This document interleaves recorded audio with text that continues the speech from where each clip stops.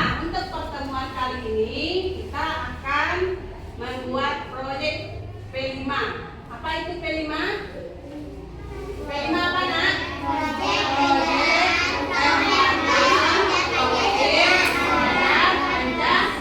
Pancasila. Nah, sebelum itu kita sedikit dulu tepuk P5 ya. Semuanya ikuti ya, Nak. Tepuk P5.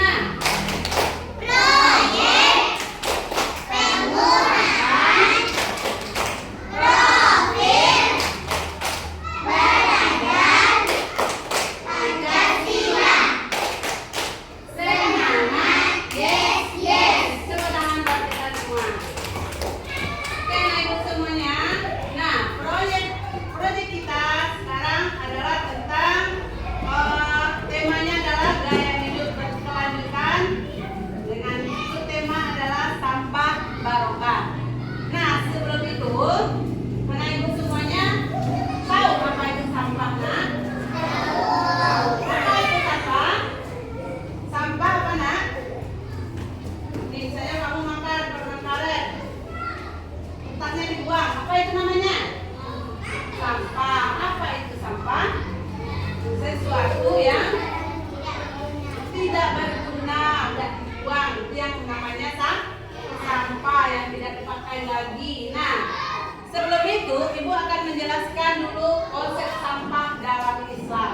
Nah, Islam mengajarkan kita untuk menjaga kebersihan karena kebersihan itu sebagian dari iman. Seperti hadis Nabi mengatakan an-nazafatu minal iman. Kebersihan sebagian dari iman. Tanda-tanda orang beriman adalah salah satunya adalah menjaga kebersihan. Dari mana saja kita jaga? Dari badan tubuh kita sendiri. Kalau menjaga badan dengan cara apa, Nak? Kebersihan badan dengan cara mandi bagus. Kemudian apa lagi yang kita pakai? Pakaian. Dengan cara apa kita menjaganya? Pakaian kita biar bersih. Nah, dicuci. Kemudian menjaga kebersihan lingkungan dengan cara membersihkannya, menghindari membuang sampah sembarangan. Oke, nah kemudian sampah itu bisa menjadi berkah, bisa menjadi memberikan dampak buruk. Nah, sampah apa yang menjadi berkah? Sampah apa, Nak? Sampah yang bisa kita daur ulang atau kita ulang kembali. Contohnya apa? Sampah plastik, botol aqua bekas. Biasanya kan nggak terpakai kita buang ya. Nah, sekarang bisa kita daur ulang kembali menjadi tempat pensil, menjadi tempat apa namanya, celengan, menjadi apa lagi? Menjadi tempat mainan, kotak-kotak mainan di rumah biar nggak kececeran, ya kan? Kemudian banyak lagi. Dan sampah juga memberikan dampak buruk. Apa dampaknya, Nak? Kalau kita sering sembarangan membuang sampah, apa tadi, Nak? Banjir. Kemudian apa lagi? Bau. Ya, pasti akan menimbulkan bau yang busuk kalau kita buang sampah sembarangan. Dan apa lagi, Nak? Dampak buruknya lingkungan kita menjadi kotor, tidak indah, tidak cantik lagi ya, tidak bersih. Ya. Nah, itu dampak buruk sampah. Kemudian ada dalil atau ayat yang menjelaskan tentang kebersihan. Itu terdapat dalam surat Al-Baqarah ayat 195 yang artinya, siapa yang bisa baca? Zakira baca, Nak, artinya apa? Yang di atas surat Al-Baqarah. Surat Al-Baqarah, dan berlindapkanlah di jalan Allah dengan jalan yang benar, dan janganlah kamu mencampakkan dirimu sendiri ke dalam kebinasaan. Ayat ini mengajarkan kita untuk menjaga diri dan lingkungan dari kerusakan, termasuk sampah yang dibuang sembarangan. Nah, oke. Nah, Allah sendiri melarang kita untuk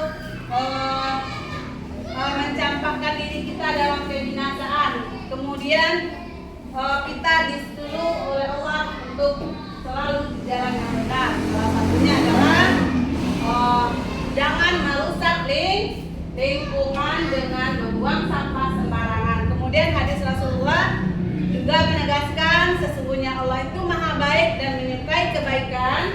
Ia suka kepada orang yang menjaga kebersihan. Mau disukai Rasulullah? Mau disukai Allah? Maka kita harus menjaga kebersihan. Manusia senantiasa menghasilkan sampah. Apa sih sampah itu?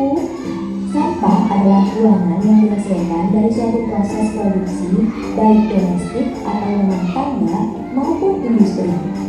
Dalam Undang-Undang Nomor 18 Tahun 2008 tentang pengelolaan sampah disebutkan bahwa sampah adalah sisa kegiatan sehari-hari manusia atau proses alam yang berbentuk padat atau semi padat berupa zat organik atau anorganik yang bersifat dapat terurai atau tidak dapat terurai yang dianggap sudah tidak berguna lagi dan dibuang ke lingkungan.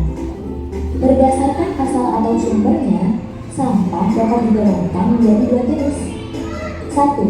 Sampah organik. Sampah organik adalah sampah yang dihasilkan dari bahan-bahan hayati yang dapat diuraikan oleh mikroba atau bersifat biodegradable. Sampah ini dengan mudah dapat diuraikan melalui proses alami. Sampah rumah tangga sebagian besar merupakan sampah organik. Termasuk sampah organik diantaranya sampah dari dapur, sisa-sisa makanan, pembungkus selain kertas, karet, dan plastik, tepung, sayuran, kulit buah, daun, dan ranting. Selain itu, pasar tradisional juga dapat menyumbangkan sampah organik seperti sayuran, buah-buahan, dan lain sebagainya. Yang kedua, sampah non-organik atau sampah anorganik adalah sampah yang dihasilkan dari bahan-bahan yang hayati, baik berupa produk sintetik atau buatan maupun hasil teknologi pengolahan bahan tambang. Sampah anorganik dibedakan menjadi sampah logam dan produk-produk olahannya, sampah plastik, sampah karet, sampah kaca dan keramik, dan sampah deterjen. Sebagian besar sampah anorganik tidak dapat diurai oleh alam atau mikroorganisme secara keseluruhan, atau disebut unbiodegradable. Sementara sebagian lainnya hanya dapat diuraikan dalam waktu yang cukup lama. Sampah jenis ini pada tingkat rumah tangga, misalnya sampah botol plastik, sampah botol gelas, sampah tas plastik, dan sampah kaleng. Lalu, bagaimana sih cara mengolah sampah? Pengelolaan sampah secara umum dapat dilakukan dengan 3R, yaitu upaya pengurangan pembuangan sampah melalui program menggunakan kembali atau reuse, mengurangi atau reduce, dan mendaur ulang atau recycle. Reuse merupakan penggunaan kembali sampah secara langsung, baik untuk fungsi yang sama maupun fungsi lain. Reduce, mengurangi, yaitu mengurangi segala sesuatu yang menyebabkan timbulnya sampah. Recycle, mendaur ulang, yaitu memanfaatkan kembali sampah setelah mengalami proses pengolahan.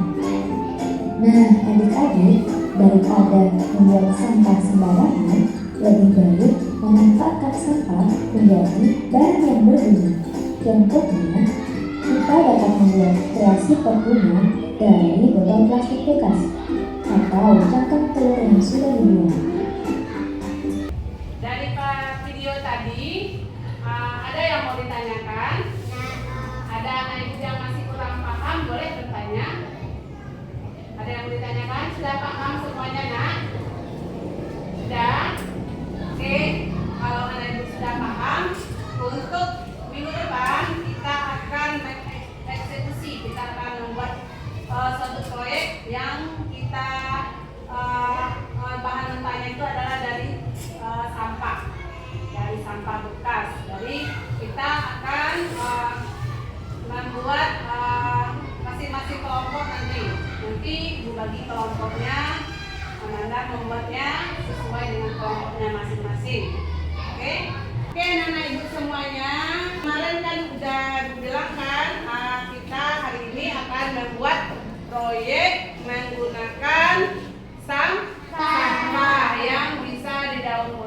yaitu yang berasal dari sampah anorganik. Ada anak-anak ibu masing-masing kelompok membawa bahan-bahannya?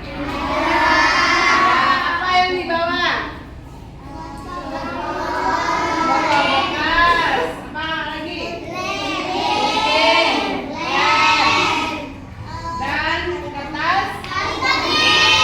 Kertas origami atau kertas berwarna ya. Nah, jadi sekarang jika anak-anak ibu masing-masing kelompoknya sudah membawa peralatannya, maka kita akan memulai kegiatan proyek kelima kita ya. Oke.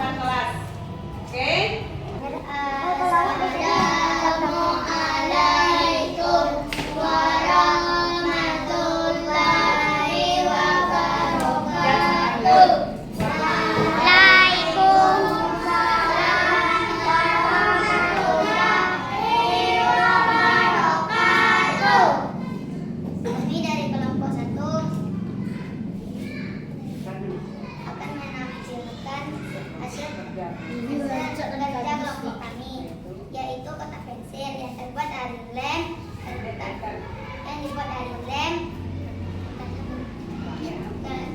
planner, dan botol aqua.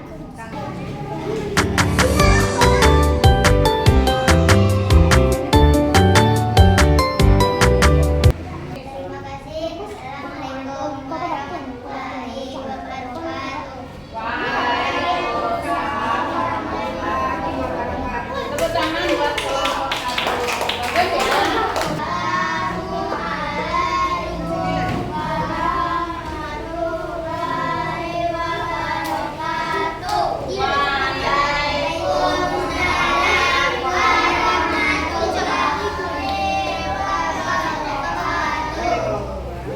Kami dari kelompok 2 yaitu adalah kotak pensil dan kikip pajangan dinding yang terbuat dari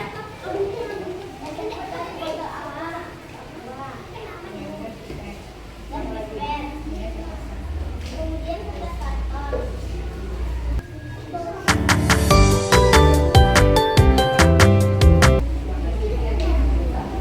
Terima kasih. Assalamualaikum warahmatullahi wabarakatuh.